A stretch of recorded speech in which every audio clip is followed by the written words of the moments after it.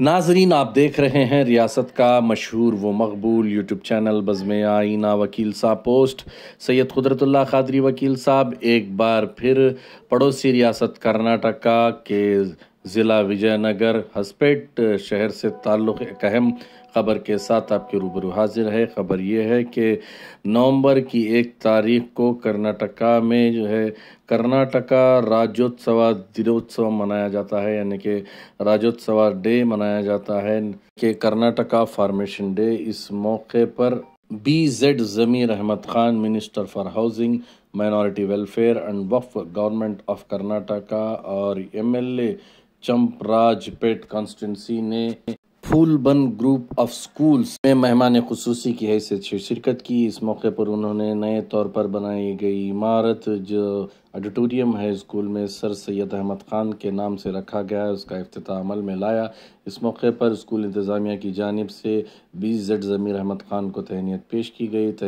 ज़मीर अहमद खान ने formation day के मुताल्लिक़ कन्नड़ा ज़बान के मुताल्लिक़ काफ़ी अहम बातें बताई। इस मौके पर उन्होंने स्कूल की तामीर और तरक्की में अहम किरदार अंजाम देने वाले सैयद नाज़िमुद्दीन कादरी की जमकर तारीफ़ की और उन्होंने ये वादा किया कि वह आने वाले दिनों में मुस्लिम अक़लियतों की तरक्की के लिए रियासत कर्नाटका में बढ़ चढ़ कर काम करेंगे। आप देखिए ये खुसूसी रिपोर्ट। सैयद कुदरतुल्लाह कादरी वकील साहब को दीजिए इजाज़त।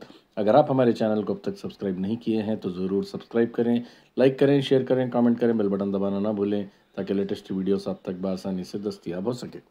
सैयद नासिमुद्दीन ಅವರೇ, ನಮ್ಮ ಪಕ್ಷದ ಮುಖಂಡರಾದಂಥ ಇಮಾಮ್ ಅವರೇ, ವೆಂಕಟೇಶ್ ಅವರೇ, ಅನ್ವರ್ ಪಾಷಾ ಅವರೇ, ದಾದಾಪೀರ್ ಅವರೇ, ವಾಲಿ ಸಾಹೇಬ್ರೆ, ಹಸನ್ ಸಾಹೇಬ್ರೆ, ವೇದಿಕೆ ಮೇಲೆ ಆಸೀನರು ಎಲ್ಲ ಆತ್ಮೀಯರೇ, ಇಲ್ಲಿದ್ದ ಎಲ್ಲ ವಿದ್ಯಾರ್ಥಿ ಮಕ್ಕಳೇ, ಕನ್ನಡ ಅಭಿಮಾನಿಗಳೇ, ಮೊದಲಾಗಿ ತಮಗೆ 70ನೇ ಕನ್ನಡ ರಾಜ್ಯೋತ್ಸವದ ಶುಭಾಶಯನ ಕೋರಕ್ಕೆ ಬಯಸ್ತಾ ಇದ್ದೀನಿ।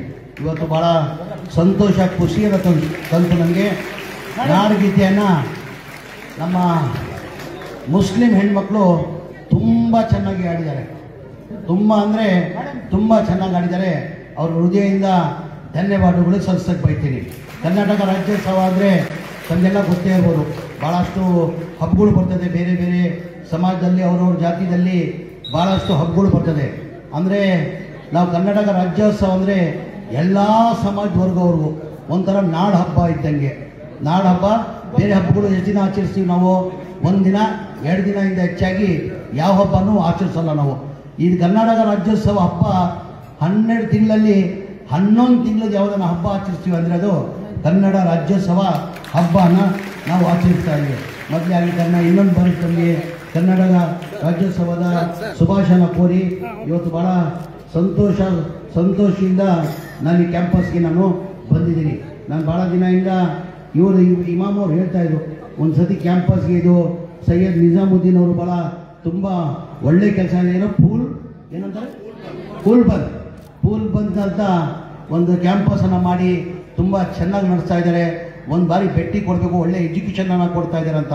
ಇಲ್ಲಿ ನನ್ನ ಅನಿಸಿಕೆ ಫಸ್ಟ್ ಸ್ಟ್ಯಾಂಡರ್ಡಿಂದ ಹಿಡ್ಕೊಂಡು ಸೆಕೆಂಡ್ ಇಯರ್ PU ಇದೆ, ಆಮೇಲೆ ಟೋಟಲ್ 2.5 ಸಾವಿರ ಮಕ್ಕಳ ಸ್ಟ್ರೆಂತ್ ಇದೆ ಅಂತ ನಾನು ಕೇಳ್ಬೋದು। ತುಂಬ ಸಂತೋಷ ಆಯಿತು।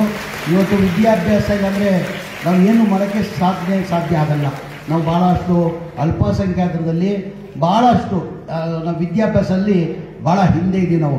ಈಚೀಚೆಗೆ ಎಲ್ಲೋ ಒಂದು ಕಡೆ ಅವೇರ್ನೆಸ್ ಬಂದಿದೆ, ನಮ್ಮ ಮುಸ್ಲಿಂ ಸಮಾಜದಲ್ಲೂ ಅವೇರ್ನೆಸ್ ಬಂದಿದೆ, ಇಲ್ಲ ವಿದ್ಯಾಭ್ಯಾಸ ಇಲ್ಲಾಂದರೆ ನಾವು ಏನು ಮಾಡೋಕ್ಕೆ ಸಾಧ್ಯ ಆಗಲ್ಲ। ನಾವು 3 ಹೊತ್ತು ಊಟ ಮಾಡೋದು, 2 ಹೊತ್ತು ಊಟ ಮಾಡಿ ಮಕ್ಕಳಿಗೆ ವಿದ್ಯಾಭ್ಯಾಸ ಕೊಡಬೇಕಂತ ಅವ್ರ ಪೇರೆಂಟ್ಸನ್ನು ಮುಂದೆ ಬರ್ತಾರೆ। ಅದ್ರ ಜೊತೆಯಲ್ಲಿ ನಮ್ಮದೇ ಒಂದು ಇಲಾಖೆ, ನಮ್ಮ ಇಲಾಖೆಯಲ್ಲಿ ಅಲ್ಪಸಂಖ್ಯಾತರ ಇಲಾಖೆಯಲ್ಲಿ ತಮಗೆಲ್ಲ ಗೊತ್ತೇ ಇದ್ದಂಗೆ ನಿಜಾಮುದ್ದೀನ್ ಸಾಹೇಬರಿಗೆ ಗೊತ್ತಿರ್ಬೋದು, ಎಲ್ಲ ನಮ್ಮ ಸರ್ಕಾರ ಸರ್ಕಾರದಲ್ಲಿ ಸಿದ್ದರಾಮಯ್ಯ ಅವರು ಮುಖ್ಯಮಂತ್ರಿ ಇರುವಾಗ ಅನುದಾನ ಬಜೆಟನ್ನು 420 ಕೋಟಿ ಇದ್ದಿದ್ದು ಅದು 3,500 ಕೋಟಿಗೆ ತಂದಿದ್ರು। ಮನೆ 2013 ಹಿಡ್ಕೊಂಡು 2018ವರೆಗೂ ಮನೆ ಸಿದ್ದರಾಮಯ್ಯ ಅವರು ಮುಖ್ಯಮಂತ್ರಿ ಇರುವಾಗ। ಆಮೇಲೆ 2018 ಸಮ್ಮಿಶ್ರ ಸರ್ಕಾರ ಬಂತು, BJP ಸರ್ಕಾರ ಬಂದು ನಮ್ಮನ್ನ 800 ಕೋಟಿಗೆ ತಂದು ನಿಲ್ಲಿಸಿದ್ರು। ಎಲ್ಲ ಸ್ಕಾಲರ್ಶಿಪ್ಪನ್ನು ರದ್ದು ಮಾಡಿಬಿಟ್ಟಿದ್ರು। ತಿರ್ಗಾ ನಮ್ಮ ಸರ್ಕಾರ ಬಂದಾದಮೇಲೆ ಮನೆ ಸಿದ್ದರಾಮಯ್ಯ ಅವರು ಮುಖ್ಯಮಂತ್ರಿ ಆದಮೇಲೆ ನಮಗೇನು ಅನ್ಯಾಯ ಆಗಿತ್ತು ಜನತಾದಳ ಸರ್ಕಾರದಲ್ಲಿ, BJP ಸರ್ಕಾರದಲ್ಲಿ, ಆ ನ್ಯಾಯನ ನಮ್ಮ ಸಿದ್ದರಾಮಯ್ಯ ಅವರು ನಮಗೆ ವಾಪಸ್ ಕೊಟ್ಟಿದ್ದಾರೆ। ತಿರ್ಗಾ ನಮಗೆ 800 ಕೋಟಿ ಇದ್ದಿದ್ದು 2500 ಕೋಟಿ ಮೊದಲೇ ಬಜೆಟಲ್ಲಿ ಕೊಟ್ಟರು. ಮೊನ್ನೆ ಬಜೆಟ್ 2024-25 ಬಜೆಟಲ್ಲಿ 4,500 ಕೋಟಿ ಬಜೆಟನ್ನು ಮನೆ ಸಿದ್ದರಾಮಯ್ಯ ಅವರು ಕೊಟ್ಟಿದ್ದಾರೆ. ಅದರಲ್ಲಿ 2,900 ಕೋಟಿ ನಾನೇ ಅಲ್ಪಸಂಖ್ಯಾತರು ಮಿನಿಸ್ಟ್ರು ಸಚಿವನು ನಾನೇ ಆಗಿದ್ದೀನಿ. 4,500 ಕೋಟಿದಲ್ಲಿ 2,900 ಕೋಟಿ ನಾವು ಓನ್ಲಿ ಎಜುಕೇಷನ್ ಪರ್ಪಸ್ಗಂತ ಯೂಸ್ ಮಾಡ್ತಾ ಇದ್ದೀವಿ. ನಮಗೆಲ್ಲ ಗೊತ್ತಿದೆ, ಭಾಳ ಜನ ಟೀಚರ್ಸ್ ಇದ್ದಾರೆ. ಇಡೀ ಇಂದಿರಾ ಗಾಂಧಿ ಕಾಲದಲ್ಲಿ, ನೆಹರು ಕಾಲದಲ್ಲಿ ಇಡೀ ರಾಜ್ಯದಲ್ಲಿ ಒಂದು ಸ್ಕಾಲರ್ಶಿಪ್ಪನ್ನು ಪ್ರೀ ಮೆಟ್ರಿಕ್ ಪೋಸ್ಟ್ ಮೆಟ್ರಿಕ್ ಮಕ್ಕಳಿಗೆ ಸ್ಕಾಲರ್ಶಿಪ್ಪನ್ನು ಕೊಟ್ಕೊಂಡು ಬರ್ತಾಯಿದ್ರು. ಒಂದು 60 ವರ್ಷದಿಂದ ಕೊಟ್ಕೊಂಡು ಬರ್ತಾಯಿದ್ರು. 2023ರಲ್ಲಿ ಆ BJP ಸರ್ಕಾರದಲ್ಲಿ ಇದು ಹೆಚ್ಚಿನ ಇದರಲ್ಲಿ ಅಲ್ಪಸಂಖ್ಯಾತರಿಗೆ ಲಾಭ ಆಗ್ತಾ ಇದೆ ಅಂತ ಆ ಸ್ಕಾಲರ್ಶಿಪ್ಪನ್ನು ನಿಲ್ಲಿಸ್ಬಿಟ್ರು. ಯಾವ ರಾಜ್ಯದಲ್ಲೂ ಜಾರಿ ಮಾಡಿಲ್ಲ. ನಮ್ಮ ಸಿದ್ದರಾಮಯ್ಯ ಅವರು ಮುಖ್ಯಮಂತ್ರಿ ಆದಮೇಲೆ ಯಾವ ರಾಜ್ಯದಲ್ಲೂ ಜಾರಿ ಮಾಡಿಲ್ಲ. ಏನು ಕೇಂದ್ರ ಸರ್ಕಾರದಿಂದ ಆ ಸ್ಕಾಲರ್ಶಿಪ್ ಪೋಸ್ಟ್ ಮೆಟ್ರಿಕ್ ಪ್ರೀ ಮೆಟ್ರಿಕ್ಗೆ ಏನು ಸ್ಕಾಲರ್ಶಿಪ್ಪನ್ನು ರದ್ದು ಮಾಡಿದ್ರು, ಅದು ನಮ್ಮ ರಾಜ್ಯದಲ್ಲಿ, ಒಂದೇ ರಾಜ್ಯದಲ್ಲಿ ಕರ್ನಾಟಕದಲ್ಲಿ ನಾವು ಅದು ಸ್ಕಾಲರ್ಶಿಪ್ಪನ್ನು ಕೊಟ್ಟು ಬರ್ತಾ ಇದ್ದೀವಿ. ಅದಕ್ಕೆ 5 ಲಕ್ಷ ಬಡವರಿಗೆ, 5 ಲಕ್ಷ ಮಕ್ಕಳಿಗೆ ಅದಕ್ಕೆ ಅನುಕೂಲ ಆಗ್ತಾ ಇದೆ. ನನ್ನ ಅನಿಸಿಕೆ 580 600 ಕೋಟಿ ವೆಚ್ಚದಲ್ಲಿ ಈ ವರ್ಷದಲ್ಲಿ ನಾವು ಸ್ಕಾಲರ್ಶಿಪ್ಪನ್ನು ಕೊಟ್ಟಿದ್ದೀವಿ. ತಮಗೆಲ್ಲ ಗೊತ್ತಿದ್ದಂಗೆ ಈಗ ಒಂದು ಡಾಕ್ಟರ್ ಸೀಟ್ MBBS ಸೀಟ್ ಬಡವ್ರು ತೊಗೊಳೋದು ಭಾಳ ಕಷ್ಟ ಆಗ್ತದೆ.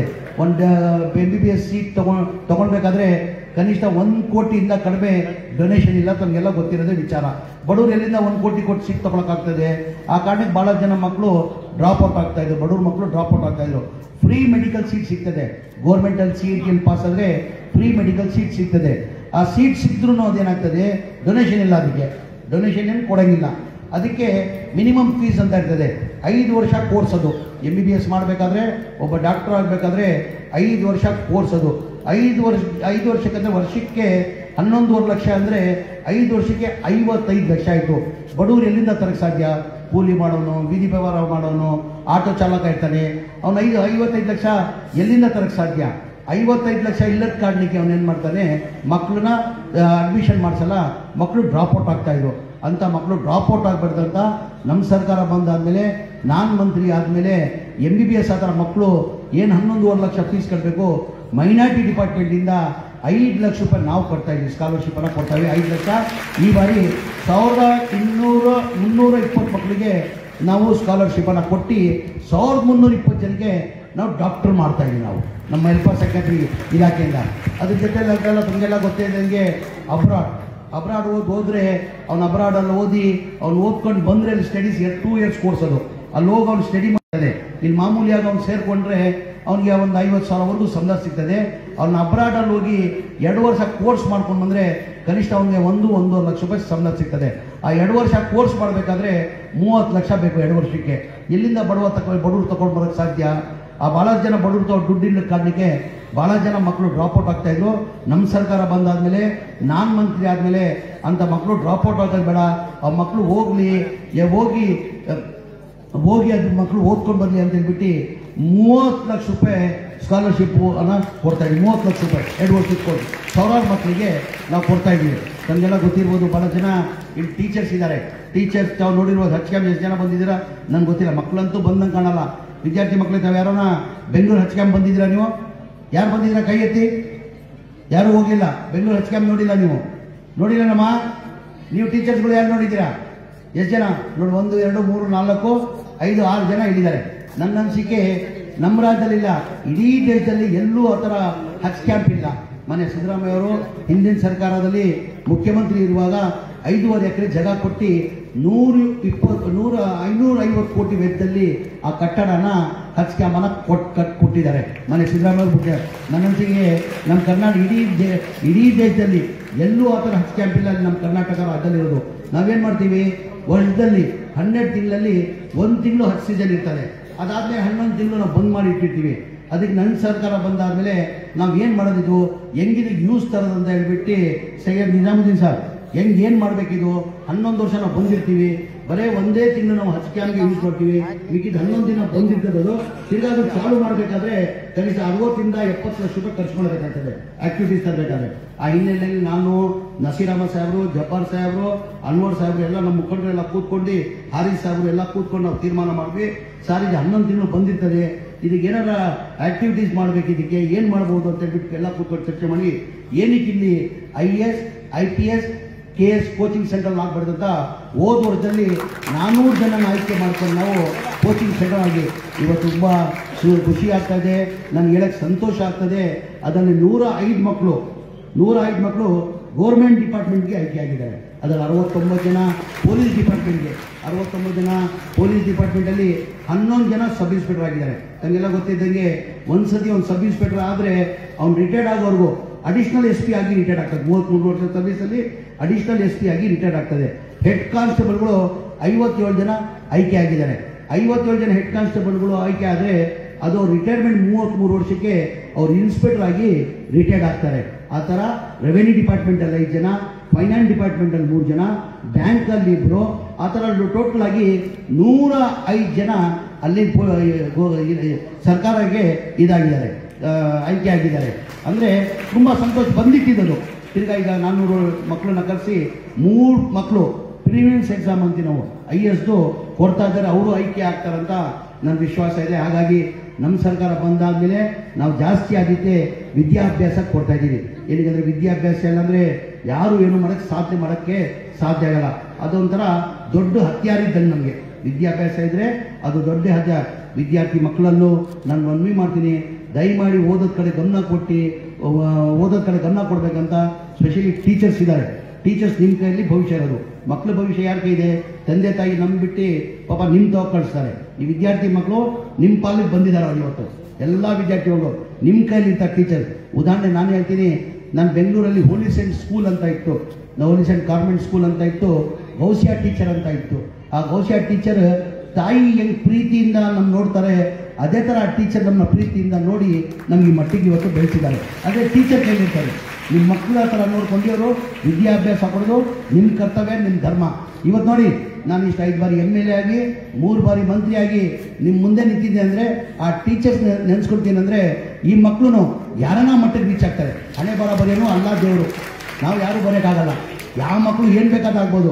ಉದಾಹರಣೆ ನಾನು ಸಣ್ಣ ಉದಾಹರಣೆ ಕೊಡ್ತೀನಿ. ಆ್ಯಕ್ಚುಲಿ ನಾನು ಬೇರೆ ಕಾರ್ಯಕ್ರಮ ಇದೆ. ಆ್ಯಕ್ಚುಲಿ ಈ ಕಾರ್ಯಕ್ರಮ ಒಳ್ಳೆ ದೊಡ್ಡ ಮಟ್ಟದಲ್ಲಿ ನಿಜಾಮುದ್ದೀನ್ ಅವ್ರು ಮಾಡಿದ್ದಾರೆ. ಈ ಬೇರೆ ಟೈಮಲ್ಲಿ ಕರ್ಕೊಂಡು ಬಂದ ನಿಮ್ಮ ಇಮಾಮು ಸರಿ ಇಲ್ಲ, ಬರೇ ಯಾರಿಗಾನ ಬರೀ ರೋಲ್ ಕಾಲ್ ಉಸಿಲಿ ಮಾಡೋರನ್ನ ಕರ್ಕೊಂಡು ಬರ್ತಾನೆ. ಇಂಥದ್ದೆಲ್ಲ ಯಾರಿಗೂ ಯಾವತ್ತೂ ಕರ್ಕೊಂಡು ಬಂದಿಲ್ಲ. ಇವ್ರು ಒಳ್ಳೆ ಎಜುಕೇಷನ್ ಕೊಡ್ತಾರೆ, ಒಳ್ಳೆ ಕೆಲಸ ಮಾಡ್ತಾರೆ, ಒಂದಿನ ಭೇಟಿ ಮಾಡ್ತಿಲ್ಲ. ನಿಮ್ಮಂಥವ್ರು ಕರ್ಕೊಂಡು ಎನ್ಕರೇಜ್ ಮಾಡ್ಬೇಕು ನಾವು. ನಮ್ಗೆ ಭಾಳ ಖುಷಿ ಆಯಿತು. ಇನ್ನೊಂದು 4 ಎಕರೆ ಜಾಗ ತೊಗೊಂಡಿದ್ದೀವಿ. ಆ 4 ಎಕರೆ ಜಾಗದಲ್ಲಿ ಇದು ಏನು ಇಂಟರ್ನ್ಯಾಷನಲ್ ಸ್ಟ್ಯಾಂಡರ್ಡ್ ಸ್ಕೂಲ್ ಕಟ್ಟಬೇಕಂತಿದ್ದೀವಿ. 4 ಕೋಟಿ ವೆಚ್ಚದಲ್ಲಿ ಕೊಡಬೇಕು ಅಂತ ಹೇಳ್ಬಿಟ್ಟು ಇವತ್ತು ನನ್ನ ಹೇಳಿದ್ದಾವೆ. ನಾನು ಕೇಳಿ ತುಂಬ ಸಂತೋಷ ಇದೆ. ಇಂಥವನ್ನ ಎನ್ಕರೇಜ್ ಮಾಡಬೇಕು. ಇಮಾಮವರೇ ಕರ್ಕೊಂಡು ಬರಬೇಕು, ಎನ್ಕರೇಜ್ ಮಾಡಬೇಕು. ನಮ್ಮ ಸರ್ಕಾರ ಅನ್ನೋದು ಅದಕ್ಕೆ. ಹಾಗಾಗಿ ವಿದ್ಯಾರ್ಥಿ ಮಕ್ಕಳಿಗೆ ನಾನು ಹೇಳಿದ್ರು, ವಿದ್ಯಾಭ್ಯಾಸ ಇಲ್ಲಾಂದರೆ ಹಣೆ ಬರ. ನಾನು ಹಣೆ ಬರ ವಿಚಾರಕ್ಕೆ ಬರ್ತಾ ಇದ್ದೆ. ಹಣೆ ಬರ ಯಾರ್ದು ಏನು ಬಂದಿದೆ ಏನಾಗ್ತದೆ ಅಂತ ಯಾರೂ ತಿಳ್ಕೊಂಡಿರಲಿಲ್ಲ. ನಾನು ರಾಜಕೀಯ ಹಿನ್ನೆಲೆ ಏನೇನೂ ಇಲ್ಲ. ಯಾರು ನನ್ನ ತಂದೆ ಇಲ್ಲ, ನನ್ನ ಚಿಕ್ಕಪ್ಪ ಇಲ್ಲ, ದೊಡ್ಡಪ್ಪ ಇಲ್ಲ, ಯಾರ್ಯಾರು ಇಲ್ಲ. ಇವತ್ತು ರಾಜಕೀಯದಲ್ಲಿ ಮುಂದೆ ಬೆಳೆದಿದ್ದಾನೆ. 5 ಬಾರಿ MLA ಆಗಿದ್ದೀನಿ, 3 ಬಾರಿ ಮಂತ್ರಿ ಆಗಿದ್ದೀನಿ. ಮನೆ ಉದಾಹರಣೆ ಒಂದು ಕೊಟ್ಟಿದ್ದೀನಿ. ಸಣ್ಣ ಮಕ್ಳಿಗೊಂದು ಉದಾಹರಣೆ. ಭಾಳ ಮಕ್ಕಳದಲ್ಲಿ ಏನು ತಲೆಯಲ್ಲಿರ್ತಾರೆ, ನಾವು ಓದಿ ಏನು ಮಾಡಬೇಕು, ನಾವು ಏನು ಆಗ್ತೀವಿ, ನಮಗೆ ನಾವು ಬಡವ್ರ ಮಕ್ಕಳು, ನಾವು ಏನೂ ಆಗಲ್ಲ ಅಂತ. ಒಂದು ಮನುಷ್ಯ ಹುಡ್ಬೇಕಾದ್ರೆ ದೇವರು ಏನು ಮಾಡ್ತಾನೆ, ಅಲ್ಲ ಹಣೆ ಬರ ಬದುಕು ಕಳಿಸಿತಾನೆ.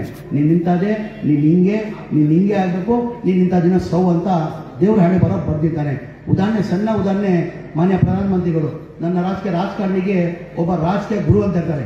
ಇವತ್ತು ನಾನು ಕಾಂಗ್ರೆಸ್ ಪಕ್ಷದಲ್ಲಿ ಇರ್ಬೋದು, ಒಬ್ಬ ರಾಜಕಾರಣಿಗೆ ರಾಜಕೀಯ ಗುರು ಅಂತ ಇರ್ತಾರೆ. ನನ್ನ ರಾಜಕೀಯ ಗುರು ನನ್ನ ಸನ್ಮಾನ್ಯ ದೇವೇಗೌಡರೇ. ರಾಜಕಾರಣಿಗೆ ಒಬ್ಬ ರಾಜಕೀಯ ಗುರು ಇರ್ತಾರೆ. ನಾನು ಕಾಂಗ್ರೆಸ್ ಪಕ್ಷದಲ್ಲಿ ಇರ್ಬೋದು, ಕಾಂಗ್ರೆಸ್ ಪಕ್ಷದಲ್ಲಿ ಇಟ್ಕೊಂಡು ಹೇಳ್ತೀನಿ, ಗುರು ನಾವು ಮರೆಯಂಗಿಲ್ಲ. ದೇವೇಗೌಡರು ಅವ್ರು ಹೇಳ್ತಾ ಇದ್ರು, ನಾನು ಭಾಳ ಕಷ್ಟದಿಂದ ಬಂದಿದ್ದೀನಿ. ನಮ್ಮ ತಂದೆಯವರು ರೈತರು ಭಾಳ ತೊಂದರೆದಲ್ಲಿದ್ದರು, ಭಾಳ ಕಷ್ಟದಲ್ಲಿದ್ದರು. ವರ್ಷಕ್ಕೆ ಒಂದೇ ಜೊತೆ ಬಟ್ಟೆ ಕೊಡ್ತಾ ಇದ್ದಿದ್ದು. ಆಮೇಲೆ ಒಳ್ಳೆ ಊಟ ನಾವು ತಿಂತಾ ಇರಲಿಲ್ಲ. ಯಾವುದನ್ನ ಬೀಗರು ಊಟಕ್ಕೆ ಅಂದರೆ ನಾವು ಕಾಯ್ಕೊಂಡಿರ್ತಾ ಇದ್ದೀವಿ. ಬೀಗರು ಊಟ, ನಾನ್ ವೆಜ್ ಊಟ, ಯಾವಾಗ ಬೀಗರು ಊಟ ಕರೀತಾರಪ್ಪ ನಾನ್ ವೆಜ್ ಊಟ ತಿನ್ನಕ್ಕಂತ ನಾವು ಕಾಯ್ಕೊಂಡಿರ್ತಾ ಇದ್ವಿ. ಅಷ್ಟು ಕಷ್ಟದಿಂದ ನಾವು ಬದುಕಿ ಮಟ್ಟಿಗೆ ನಾನು ರೀಚ್ ಆಗಿದ್ದೀನಿ ಅಂತ. ಪ್ರಧಾನಮಂತ್ರಿ ಆಗಲಿಲ್ವೇ ದೇವೇಗೌಡರು? ಪ್ರಧಾನಮಂತ್ರಿ ಆಗಲಿಲ್ವೇ? ಬಡವ್ರ ಮಕ್ಕಳು ಅವರು ಪ್ರಧಾನಮಂತ್ರಿ ಆಗೋ.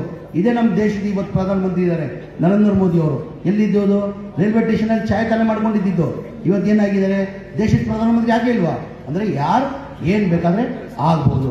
ಆ ಕಾರಣಕ್ಕೆ ನನ್ನ ವಿದ್ಯಾರ್ಥಿ ಮಕ್ಕಳಲ್ಲಿ ದಯಮಾಡಿ ಮನವಿ ಮಾಡ್ಕೊಳ್ಳೋದು, ನೀವು ಓದೋದ ಕಡೆ ನೀವು ಗಮನ ಕೊಡಬೇಕಂತ ನಿಮ್ಮನ್ನು ಮನವಿ ಮಾಡಿ, ನಿಜಾಮುದ್ದೀನ್ ಸಾಹೇಬ್ರೆ ಇವತ್ತು ನನ್ನ ಕೈಯಲ್ಲಿ ಭಾಳ ಒಳ್ಳೆ ಕೆಲಸನ ಮಾಡಿದ್ದೀರ. ಒಂದು ಆಡಿಟೋರಿಯಮ್ ಏನಪ್ಪ ಹೆಸರಲ್ಲಿ ಪ್ರಪೋಸಲ್ ಕೊಟ್ಟಿದ್ದಾರೆ.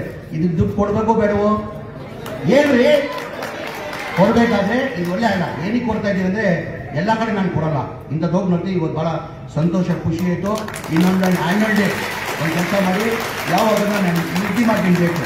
ಯಾವಾಗನ್ನ ಒಂದಿನ ನಾವು ಇಂಡಿಪೆಂಡೆಂಟ್ ಡೇಗೆ ಬರ್ತೀನಿ, ರಿಪಬ್ಲಿಕ್ ಡೇಗೆ ಬರ್ತೀನಿ. ಆವಾಗ ಒಂದಿನ ಸಂಜೆ ದಿನ ಒಂದು ಆ್ಯನ್ಯುವಲ್ ಡೇ ಕಾರ್ಯಕ್ರಮ ಪ್ರತಿ ವರ್ಷ ನೀವು ಮಾಡ್ಕೊಂಡು ಬರ್ತೀರ.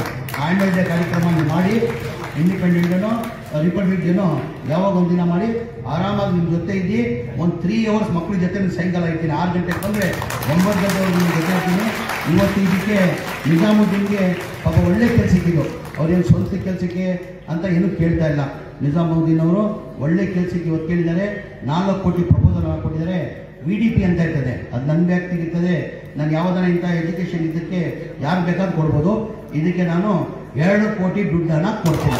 ಅದು 2 ಕೋಟಿ ದುಡ್ಡು ನಾನು VDPಯಲ್ಲಿ 2 ಕೋಟಿ ಕೊಡ್ತೀನಿ. ವಿದ್ಯಾಭ್ಯಾಸ ನಿಜಾಮುದ್ದೀನ್ ಅವರಿಗೆ ನಾನು ಮನವಿ ಮಾಡ್ಕೊಳ್ಳೋದು, ನನ್ನ ಮನಸ್ಸಿಗೆ ಇವೆಲ್ಲ ಅಲ್ಪಸಂಖ್ಯಾತರ ಮಕ್ಕಳಿದ್ದಾರೆ. 100% ಬಡವ್ರ ಮಕ್ಕಳು ಕಾಣ್ತಾರೆ. 100% ಅಲ್ಪಸಂಖ್ಯಾತರಿದ್ದಾರೆ, 100% ಬಡವರು ಕಾಣ್ತಾರೆ. ನಿಮ್ಮನ್ನು ನಾನು ರಿಕ್ವೆಸ್ಟ್ ಮಾಡ್ಕೊಳ್ಳೋದು, ನಮ್ಮ ಸರ್ಕಾರ ಇನ್ನು 2.5 ವರ್ಷ ಇರ್ತದೆ.